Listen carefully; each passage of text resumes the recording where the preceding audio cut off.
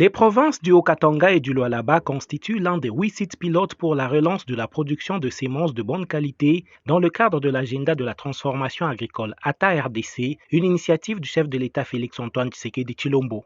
Pour la saison agricole 2022-2023, qui a constitué la première phase pilote de cette production des semences, un très grand travail a été abattu avec l'appui technique de l'IITA, Institut international d'agriculture tropicale, sur les sites de Mangombo dans la province du Haut-Katanga par la coopérative agricole et d'élevage Copagel et la minoterie de Likasi, ainsi que sur les sites de Mubenga, Kayo et Dikolongo dans la province du Lualaba par la société agricole du Cimentis Agrisim. La province du Haut-Katanga, par exemple, dispose des potentialités pour cette production sémencière. Elle a des terres arables disponibles, estimées à environ 2 760 300 hectares. Il y a aussi disponibilité des producteurs agricoles, dont la plupart vivent dans les milieux ruraux et ayant comme activité principale l'agriculture. C'est le cas des membres de la coopérative agricole et d'élevage Copagel en sigle qui sont en majorité des femmes. Il faut souligner que cette structure, partenaire du gouvernement congolais, a déjà reçu son agrément comme établissement de production sémencière. C'est ainsi que, par exemple, pour la saison culturelle 2022-2023, la Copagel a produit avec l'appui technique de l'IITA des semences des cultures vivrières, à savoir le maïs, variété Mudishi et Babungo, le soja, variété Kafoué, et le riz, variété Nerika 4 et Nerika 7. Cependant, au-delà de ce succès, il y a eu bien de difficultés rencontrées, notamment les perturbations climatiques. Et pour pallier à cette situation, la Copagel a effectué une production des semences de maïs en contre-saison dans le bas-fond, une première expérience dans la province. Parmi les défis que compte relever la Copagel, il y a ces plaidoiries qu'elle mène auprès des autorités nationales et autres responsables des services étatiques du secteur agricole qui portent sur plusieurs réformes dont la révision de la loi fondamentale sur l'agriculture et l'élaboration d'une législation sémencière qui va garantir l'application des lois en matière de variété et de contrôle de la qualité d'une part, et de sauvegarder les intérêts des obtenteurs, des sélectionneurs, des producteurs, commerçants et agriculteurs d'autre part, ainsi que la consolidation d'une stratégie de sécurisation de la production sémencière en tenant compte des aléas et des irrégularités des pluviométries, notamment dans les zones à grand risque étant donné que la Copagel est un établissement sémencier et compte protéger les droits des producteurs locaux. Toujours dans le cadre de ces plaidoiries, la Copagel, à travers sa présidente du conseil d'administration, l'excellence Lydiane Nabaminyembo, ambassadrice de la paix agricole en RDC, a pris part au mois de septembre 2023 en Inde, à New Delhi,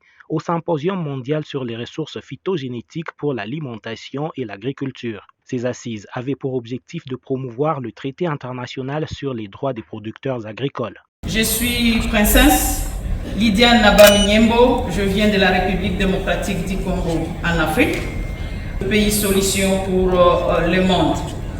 Chez nous en Afrique, nous vivons que par l'agriculture. Parmi les intervenants, il y a celui qui a souhaité que les traités puissent quitter les niveaux de la salle et aller sur terrain.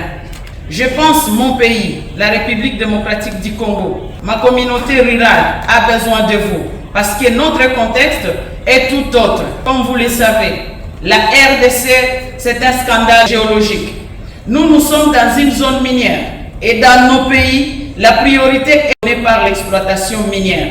Et c'est qu'on parle ici des droits des agriculteurs pour protéger nos semences, je vous assure, il y a nos terres qui sont en train de disparaître parce qu'on a priorisé des mines. Et s'il y a les terres qui sont en train de disparaître, vous comprendrez avec moi, il y a des espèces, des semences qui sont en train aussi de disparaître. Je sollicite, Président, au niveau du secrétariat, venez aider les femmes rurales à qui on vient de parler ici. Bien sûr, nous représentons, nous les femmes rurales, même dans mon pays, 62% des femmes vivent en milieu rural avec des conditions de vie qui ne respectent pas la protection sociale.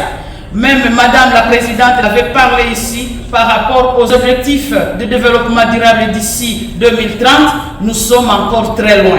Mais avec votre contribution, avec toutes les idées que nous venons de bénéficier ici, je pense que c'est possible de trouver les autres bien-être à qui doivent bénéficier aussi des droits de l'homme au niveau de notre pays et au niveau de notre continent. Pour revenir à la production sémencière, il faut dire qu'elle a été suivie et certifiée par le Service national des semences SENASEM après plusieurs missions conjointes d'inspecteurs nationaux et ceux des deux provinces, Lualaba et Haut-Katanga. Pour le Haut-Katanga, avec la Copagel, cette sémence a reçu la mention grande distinction de la part du coordonnateur provincial. L'activité agricole est pilotée par l'ITA. Les semences ont répondu aux normes parce que la République démocratique du Congo produit des semences de par les normes.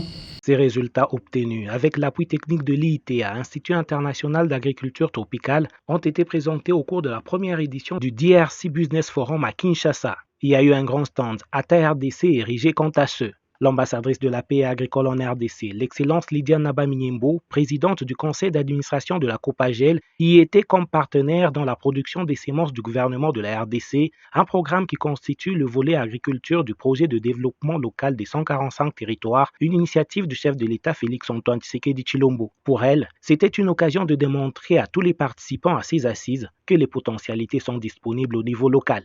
Avec ces forums, vous le remarquez qu'il y a des stands qui ont été prévus pour démontrer les possibilités que le pays dispose. Étant donné que c'est un forum de l'agribusiness, des affaires, on doit se partager des expériences, on doit diffuser les compétences au niveau local qui sont disponibles.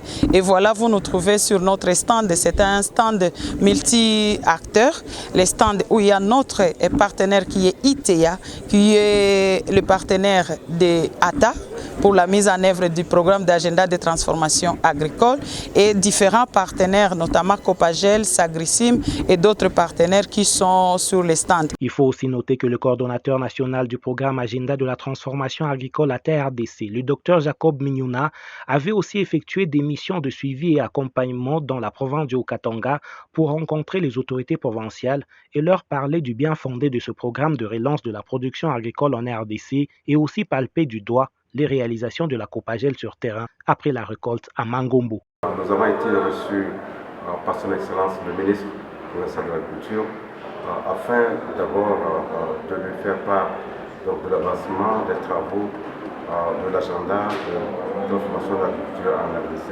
et plus précisément ici dans la province du Haut-Katanga. Il s'agit donc de présenter à son Excellence ce que nous faisons sur le terrain avec nos partenaires dans la mise en œuvre de l'agenda de transformation de l'agriculture. Pour la saison agricole 2023-2024 qui commence, la Copagel, avec l'appui du bureau ITA Lubumbashi, compte encore faire mieux en relevant certaines difficultés connues lors de la première phase. Il faut noter que la province du Haut-Katanga a un grand écart déficitaire en maïs de près de 80%. Elle a une disponibilité des consommateurs au marché de produits vivriers de plus de 6 millions d'âmes de population. Mais le développement de la production agricole est tributaire de la disponibilité des semences de qualité ayant un potentiel rendement capable d'augmenter la production. Ce sont les semences améliorées qui, au premier plan, permettent de mieux valoriser les autres facteurs de production qui sont la fertilisation, l'irrigation, la mécanisation, etc.